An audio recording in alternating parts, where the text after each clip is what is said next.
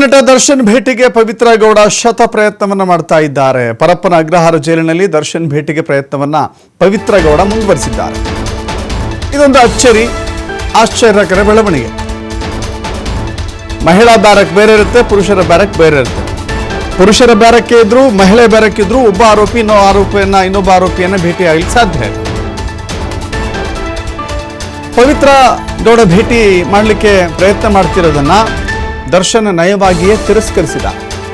No, ಆಗೋದಿಲ್ಲ ಅಂತ ಹೇಳಿ ಡಿಜಿಪಿ ಅಲೋಕ್ ಕುಮಾರ್ ಭೇಟಿ ವೇಳೆ ಅವಕಾಶವನ್ನ ಕೇಳಿದ್ರು ಪವಿತ್ರ ಗೌಡ. ಕಾನೂನಿನ ಅವಕಾಶ ಇರುವ ಬಗ್ಗೆ ನೋಡೋದಾಗಿ ಡಿಜಿಪಿ ಹೇಳಿದ್ರು. ಆದರೆ ಪವಿತ್ರ ಗೌಡ ಆಸೆಗೆ ಜೈಲಿನಲ್ಲಿ ದರ್ಶನ್ ನೀರಸ ಪ್ರತಿಕ್ರಿಯೆ ಕೊಟ್ಟಿದ್ದಾರೆ.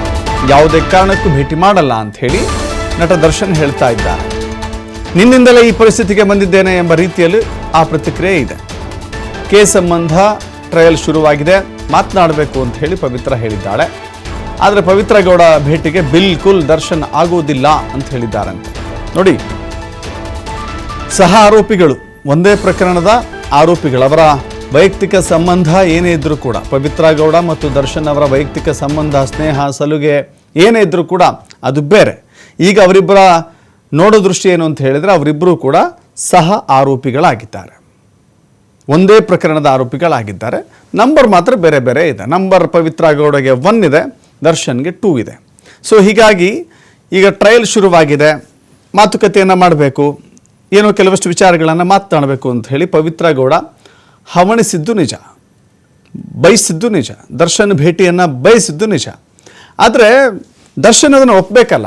ಈಗ ಯಾರೇ ವಿಸಿಟರ್ ಹೋಗ್ತಾರೆ ಹೊರಗಡೆಯಿಂದ ಅಂತ ಹೇಳಿದ್ರೆ, ಯಾವ ಒಬ್ಬ ಆರೋಪಿಯನ್ನು ಭೇಟಿ ಮಾಡೋಕ್ಕೆ ಹೋಗ್ತಾರೆ ಅಂತ ಹೇಳಿದ್ರೆ, ಸರ್ ಇಂಥವ್ರು ಬಂದಿದ್ದಾರೆ, ನಿಮ್ಮನ್ನು ಭೇಟಿ ಆಗಬೇಕಂತೆ, ನೀವು ಭೇಟಿ ಆಗ್ತೀರಾ ಅಂತ ಹೇಳಿದ್ರೆ, ಎಸ್ ನಾನು ಭೇಟಿ ಆಗ್ತೀನಿ ಅಂದರೆ ಅವ್ರನ್ನ ಒಳಗೆ ಬಿಡ್ತಾರೆ, ಇಲ್ಲ ಅಂದರೆ ಇಲ್ಲ ಅಂತ ಕಳಿಸ್ತಾರೆ.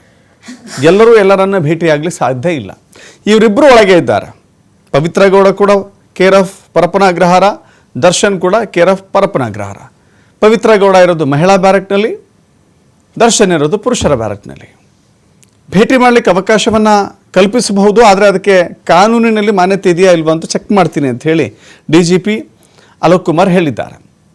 ಬಟ್ ಈ ಸಂದರ್ಭದಲ್ಲಿ ದರ್ಶನ್ ಮಾತ್ರ ನೋ ಅಂತ ಹೇಳಿದ್ದಾರಂತೆ.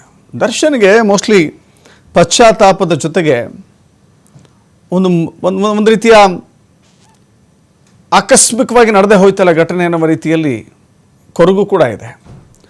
ಅದಕ್ಕೆ ಕಾರಣವಾದಂಥ ವ್ಯಕ್ತಿಗಳ ಬಗ್ಗೆ ಬೇಸರವೂ ಇದೆ. ಸ್ವಯಂಕೃತ ಅಪರಾಧ ಮಾಡಿಕೊಂಡಿದ್ದು ಮಾತ್ರವಲ್ಲದೆ ಇಬ್ಬರು ಕೂಡ ಜೈಲಿನಲ್ಲಿ ಕೊಳೆಯುವಂತಾಗಿದೆ. ಸಮಾಜದಲ್ಲಿ ಒಬ್ಬ ಸ್ಟಾರ್, ಅತಿ ಹೆಚ್ಚು ಸೆಲೆಬ್ರಿಟಿಗಳನ್ನು ಹೊಂದಿರುವಂಥ ಸೆಲೆಬ್ರಿಟಿ, ಯಾಕೆಂದರೆ ದರ್ಶನ್ ತನ್ನ ಅಭಿಮಾನಿಗಳನ್ನು ಸೆಲೆಬ್ರಿಟೀಸ್ ಅಂತ ಕರೀತಾರಲ್ಲ ಹಾಗೆ, ಅತ್ಯಂತ ಹೆಚ್ಚು ಅಭಿಮಾನಿಗಳನ್ನು ಹೊಂದಿರುವಂಥ ನಟ ಈಗ ಜೈಲಿನಲ್ಲಿ ಇರಬೇಕಾಗಿದೆ ಅಂತ ಹೇಳಿದ್ರೆ ಅದಕ್ಕೆ ಕಾರಣವಾದಂಥವರನ್ನು ಭೇಟಿ ಆಗಲಿಕ್ಕೆ ಒಪ್ಪಿಲ್ಲ. ಸೊ ಹೀಗಾಗಿ ದರ್ಶನ್ ಪವಿತ್ರ ಗೌಡ ಭೇಟಿಯನ್ನು ನಿರಾಕರಿಸಿದ್ದಾರೆ. ಮೋಸ್ಟ್ಲಿ ಅವರಿಬ್ಬರು ಭೇಟಿ ಆಗೋದಿಲ್ಲ. ಒಂದು ವೇಳೆ ಭೇಟಿ ಆದರೆ ವಕೀಲರ ಮೂಲಕ ಭೇಟಿ ಆಗಲಿಕ್ಕೆ ಅವಕಾಶ ಇದೆಯೇನೋ, ಬಟ್ ಅದನ್ನು ಮಾತನಾಡದೆ ಇಲ್ಲ ನೇರವಾಗಿ